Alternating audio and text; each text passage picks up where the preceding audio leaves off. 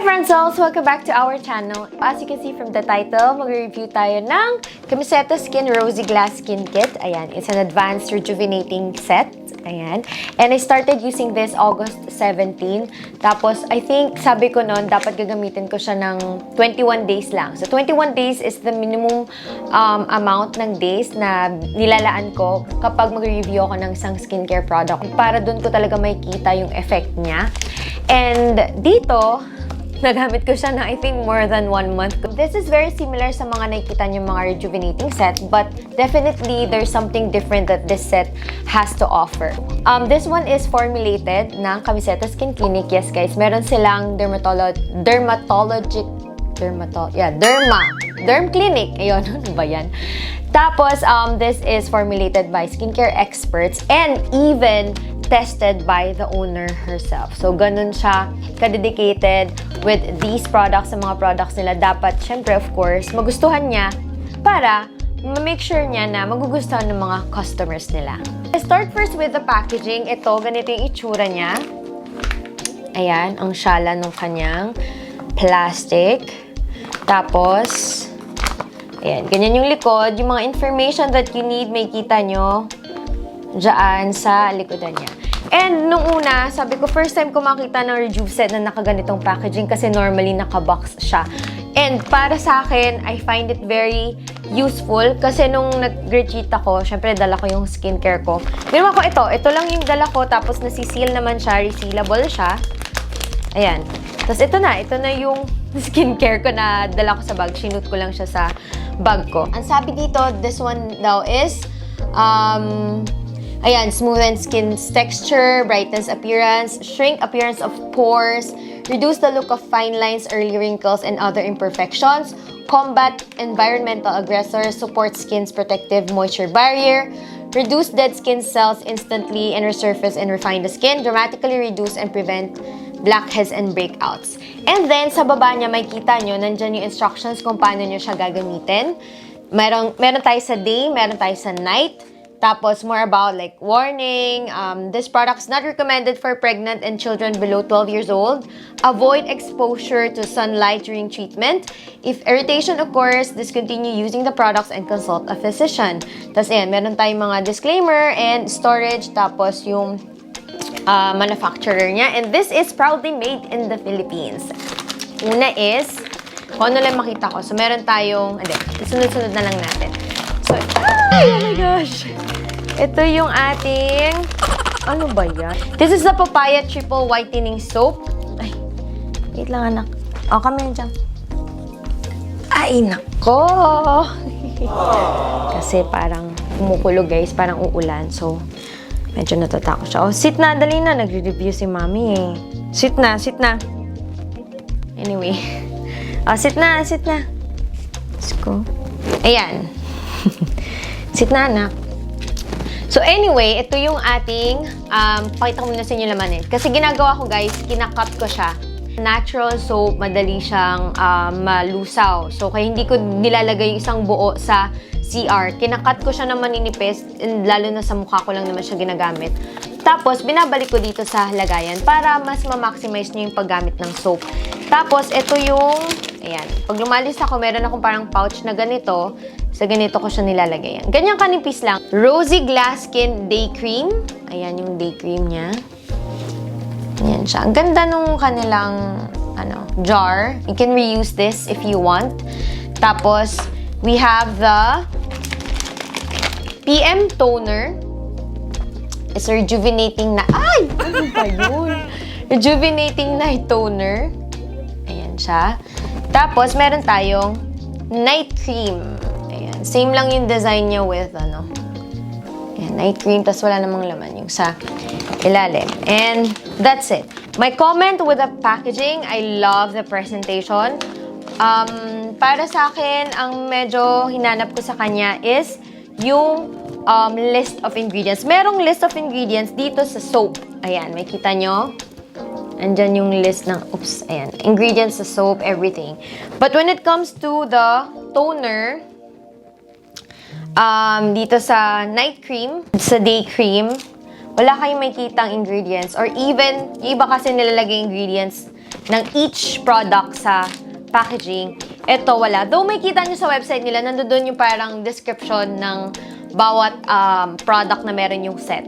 But ako kasi, lalo na for people like me na very particular with the ingredients of the products that I put sa aking skin or iniinom ko or anything na kinukonsume ko, I want to see each ingredient. So, yun lang naman. May gusto kong i-mix sa kanya like an eye cream or a serum or ganyan or mist, ganyan, para I know if I can use the products together, yung iba kong products. So, yun lang. Next is, punta tayo sa price. So, this set is 1,800 pesos. Medyo may kamahalan siya compared sa mga nauso na set, mga Rejuve set. Pero, ayan, malalaman natin kung worth it ba siya. Panoorin nyo hanggang dito sa end ng ating video.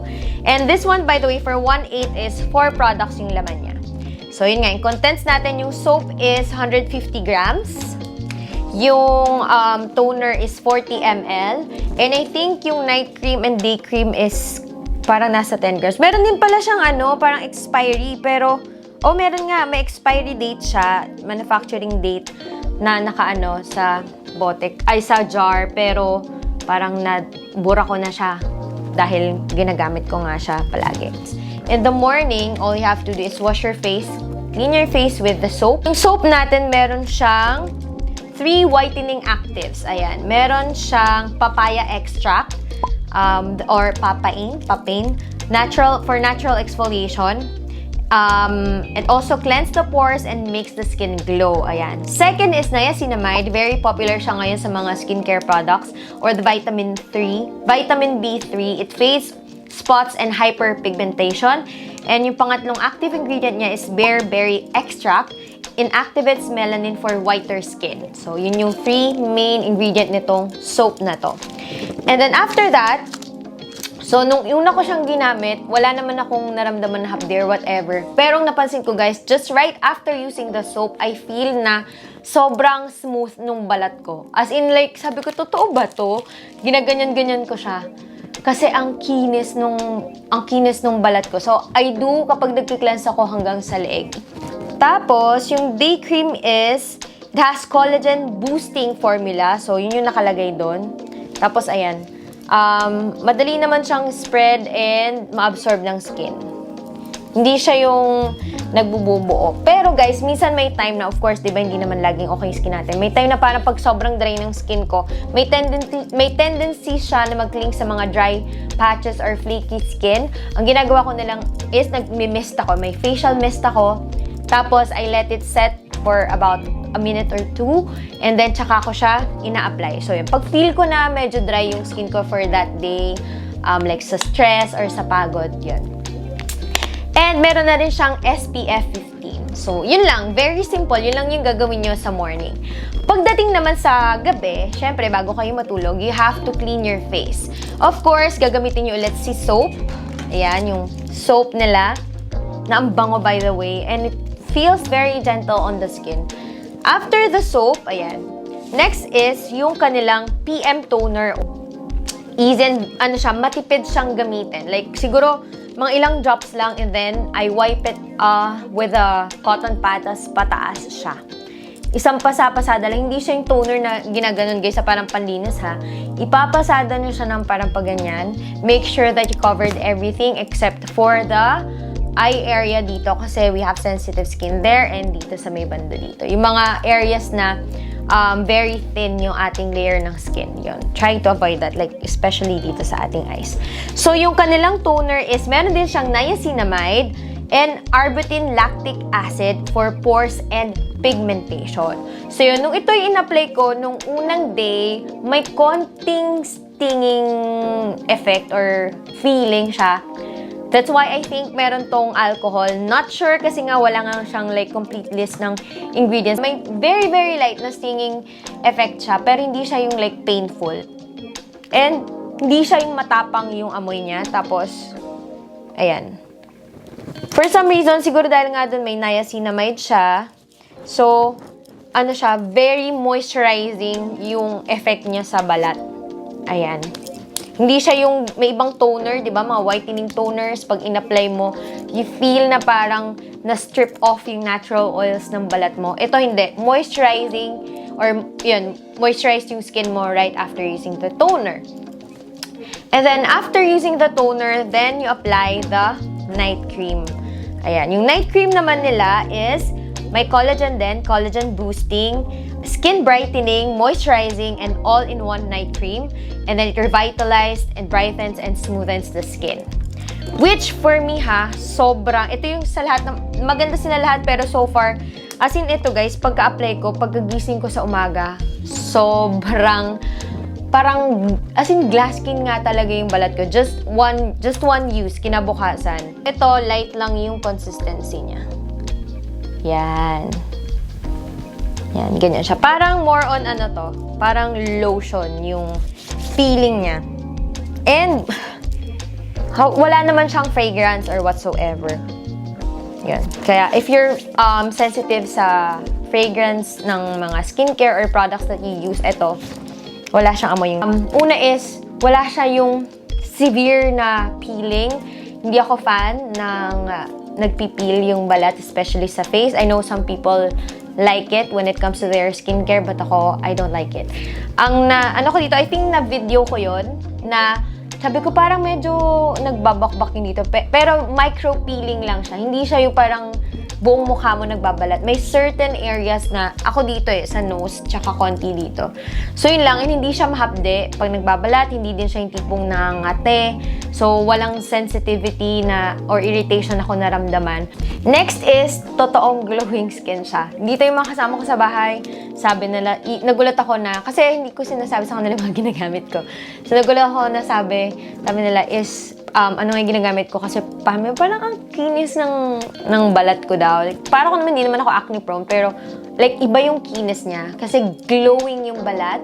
And I'll post a photo here, yung pinost ko sa IG. Wala yung edit, guys. And merong mga days no na nag-IG story ako na sinasabi ko na walang filter yung IG story ko kasi I feel very confident with my skin. Lalo na nung ginagamit ko ito kasi iba talaga. Another thing is nag-shrink yung pores ko. As in, yun talaga yung number one na napansin ko pala unang-una kasi ang pores ko, guys, one of my main problems when it comes to my skin, visible or dilated na pores. So, pag nagsishrink siya, whenever I use skincare products, pag nag-review ako, napapansin ko talaga siya kasi nakikita ko talaga yung difference niya. So, yung dito, tsaka yung dito. And then is, ano pa ba? Super smooth skin. Yun yung napansin ko. Yung sa whitening effect na sobrang white, para sa akin, hindi ko masyadong gusto yun kasi morena talaga ako. Pero, alam mo, hindi ko siya na-experience sa iba kasi iba na yung kulay nung face nila, sa neck nila. Ito, okay siya, like pantay siya, tapos more on brightening. Maybe if I'm going to use this, like uubusin ko talaga siya, I will see more of the whitening effect. Pero since I just used it for a month, nakita ko yung bright. Alam mo yung parang ang bright ng skin mo, ang glowing, ang fresh. Tapos, pag may pimple ako, kanyari, malapit na kasi mag-period nun, parang konti lang, and then mabilis siya mag-dry. Wala sa claims niya about the pimples, pero yun yung na-experience ko sa kanya. Sulit ba yung 1.8? Para sa akin, with the effect, for me, if I'm going to buy it again, mag-invest ba ako dito? Sa akin, yes.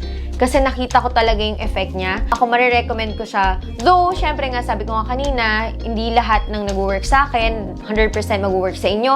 Or yung mga nag-work sa inyo, 100% mag-work din sa akin. Depende yan sa skin condition, sa lifestyle, sa genes, and kung naghahalo-halo ba kayo ng nilalagay nyo sa skin nyo. So, iba-iba talaga siya.